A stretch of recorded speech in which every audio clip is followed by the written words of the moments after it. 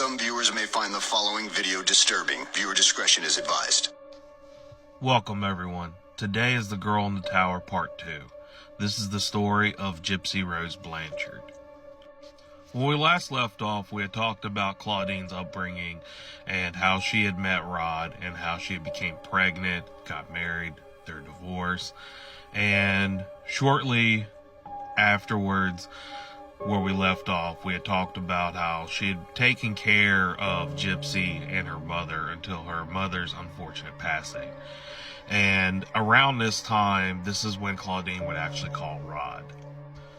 There, Claudine would tell Rod that Gypsy had come down with a lot of different ailments such as leukemia and GERD, a condition in which the stomach acid builds up into the esophagus. It is at this time, according to Rod, that Claudine would actually say that Gypsy was having so many health conditions as a young child that she would actually have to quit work and look after Gypsy full time. Up until this point, Claudine was having no problem having Rod have a relationship with his daughter.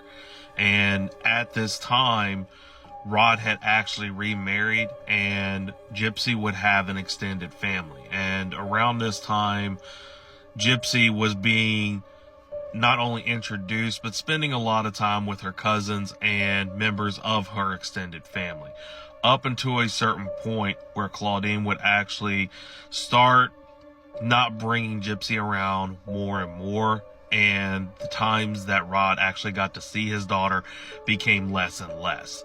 And ironically, Claudine would tell Rod that she was having too many health issues that was preventing her from seeing her family. On one particular evening, Claude, Gypsy's grandfather, would actually give her a ride on his motorcycle. And unfortunately, they would have a very minor accident to where Claude and Gypsy would have to go to the hospital. And during this time, Gypsy would have to start using a wheelchair during her rehabilitation. And keep in mind, her injuries were not that severe. Most doctors have claimed that most of her injuries after this wreck consisted mostly of just scratches and scrapes. And after being discharged, it is at this time that Claudine would start telling family members that Gypsy was actually paralyzed from the waist down. Claudine would actually call Rod after getting out of the hospital and tell Rod that not only had their daughter suffered from muscular dystrophy, but also suffered from ALS. And if you're not familiar with ALS, it's also known as Lou Gehrig's disease. A very commonly known person that suffered with ALS was Dr. Stephen Hawking. Is someone that is probably one of the most well-known people that has suffered with Lou Gehrig's disease. And Rod would also comment that this was kind of a hard hit as a parent, because then he had to accept the fact that his daughter was going to never walk again and always have to be in a wheelchair. Rod would also make statements that he was completely in the dark about what was really going on. And to his mind, he thought that Claudine was doing an amazing job as a mother and would often tell her, "I don't know how you do it."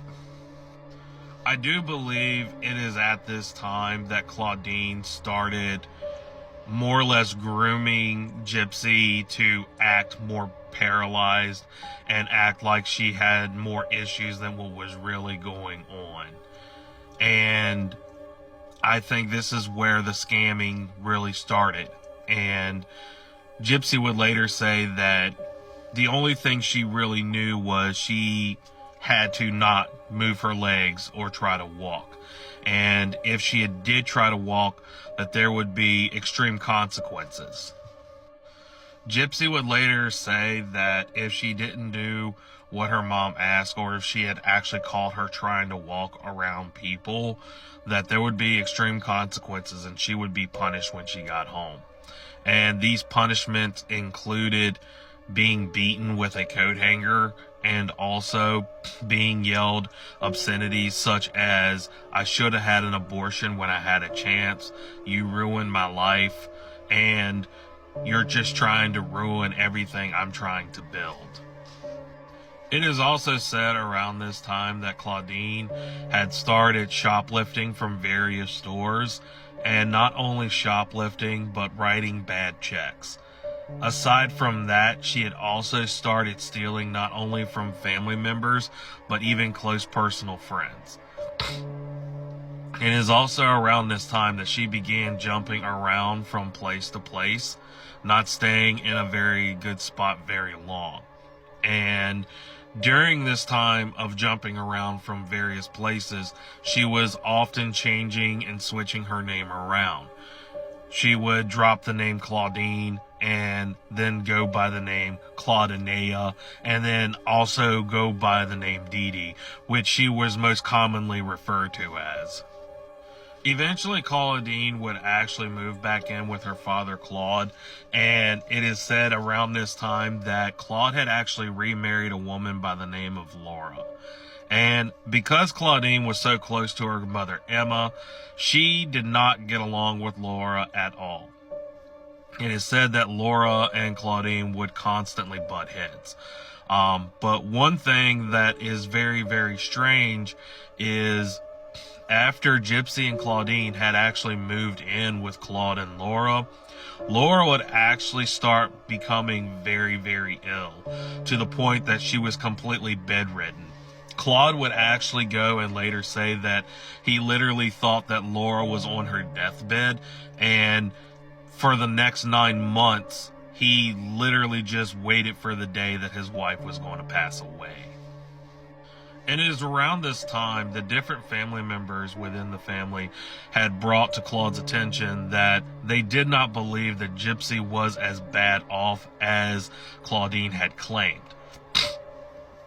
And even other family members had actually suspected Claudine of telling Gypsy to act a certain way, and even watching Gypsy actually walk from out of her wheelchair. Claude would actually bring this to Claudine's attention, and instead of just addressing it as a simple "no, that's not true," she completely blew up, and in a bout of rage would pick up Gypsy and completely move out of the house. And surprisingly, after she had moved out of the house, it is said that Laura's health had greatly increased to the point that she was not bedridden anymore, which kind of made a lot of family members, Claude included, speculate that Claudine had tried to kill Laura with Roundup weed killer. It is said at this time that not only Rod, but actually Claude and everyone else in the family got to see Gypsy less and less, because Claudine had started moving farther and farther away, jumping from town to town to town.